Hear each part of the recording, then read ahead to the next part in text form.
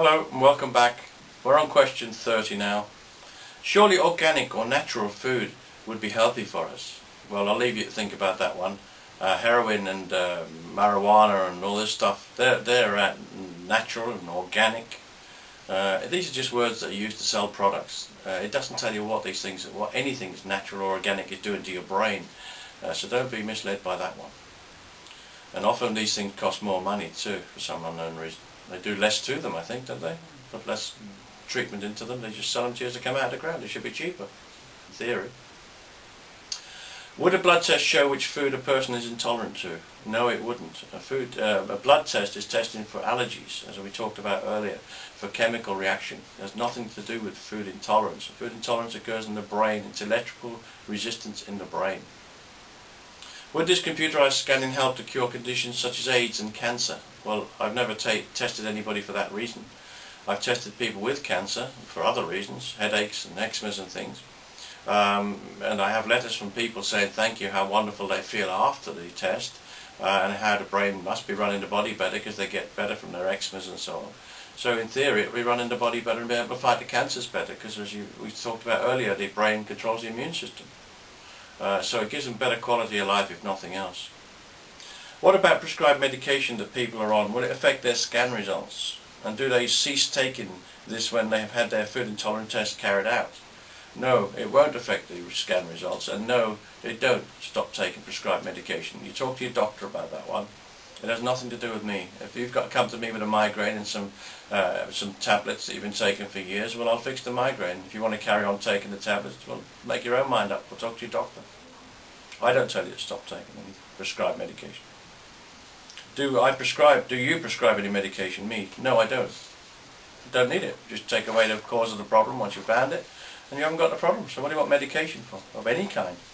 I'm registered and licensed to make homeopathic remedies, but never had to. Just fix the problem.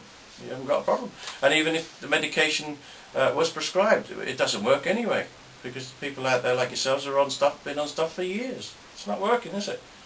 So when's it going to work? Interesting, huh? This scanning system of yours could save the NHS millions, if not billions of pounds each and every year. So why is it not being used in our hospitals by our GPs? Well, you've only got to look at my website to see that one. It's all over. There's a big report on that. It's also in my book. But to cut a long story short, yes, I've been in touch with Mr. Tony Blair and Prince Charles, and they've written back to me, and basically the bottom line is they're not interested. They're interested in making money on taxes, on drugs, the governments, all governments. They make a fortune on taxes on drugs. I can't think of any other reason why they wouldn't want this. And Prince Charles, well, he's president of the Foundation for Integrated Medicine, and you see this on my website. And they just messed me around and sent me from pillar to post, and it came out to be a total waste of time. They're just not interested in changing the system to help the people that are suffering. Tony Blair's reply from his office was, "Dear Mr. Keelty, the Prime Minister has asked me to thank you for your recent letter and enclosures." I sent him lots of information on my work. Mr. Blair received so many requests of this nature that he has reluctantly decided to lend his support in cases only where he has some close personal connection. So he only helps people that are close to him. Strange, isn't it? Mr. Tony Blair, Prime Minister, or ex-Prime Minister of England. Mr. Blair has asked me to send you his good wishes for the success of your project. Well, thank you very much, Mr. Blair. So millions of people in the UK have to continue to suffer, not just the UK, but all over the world, because I'm not a close personal friend of Tony Blair.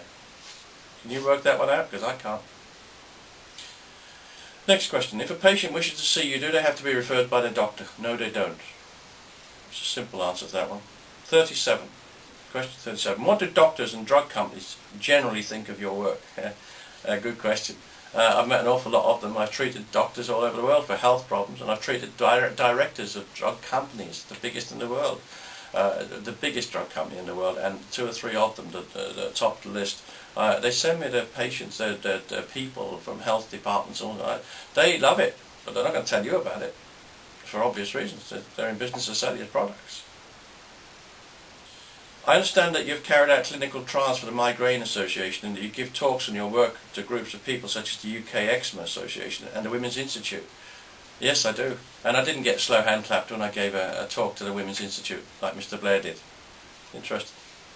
They love it. It's very interesting stuff. But the trouble is that the more I show success with the work that I do, such as the migraine and the eczemas and so on, the less these organisations want to know, because I guess it would ruin their business if somebody came along with a computer and started curing all their members. I can't think of another reason for them not to want to know and not want to help their membership.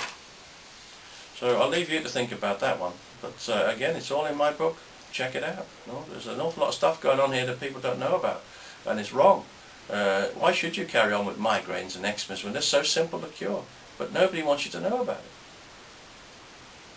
I see here that you treat professional sportsmen and women. How does this help them? Well, I've scanned Chelsea Football Club. I've scanned all sorts of top names in sport, in snooker, in tennis, in many fields of sport, because they get to the top and they want to stay at the top. And I can give them that edge. Everybody's an individual.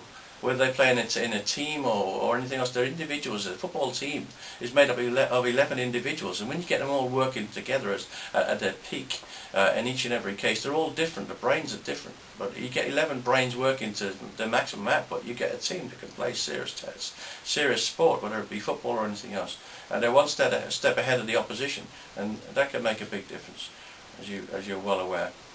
You also scan racehorses, I believe. Yes, I do. I've dabbled in a few racehorses. I've scanned about 10 or so. I made a special bit that goes in their mouth, and I can pick up the nervous system through that. They don't feel anything. They stand in a box, and I'm in a box next door. They're very calm. But I can monitor the horse's brain.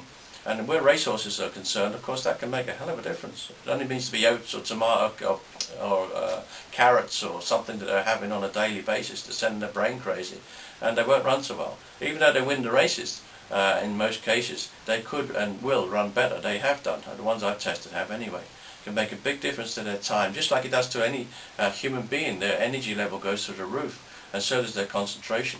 And this applies to an animal just the same. So if any of you out there have got any horses you want to check out and let me come and have a look at, please let me know, because I'm not doing a lot of it at the moment, but I wouldn't mind doing a bit more. It's quite fun, and I do love horses. I do like riding horses too. I know that your work takes you to many countries, and I understand that you have a clinic in Harley Street, London, and that you also work in the Middle East and Spain. Yes, I travel a lot. I don't have a particular clinic anywhere now because I'm so much in demand around the world. And like 99% of people in Harley Street, nobody owns anything. They rent the clinic on a daily or a weekly or a monthly basis, as and when they need it. So don't let anybody fool you into thinking that they have a clinic in Harley Street.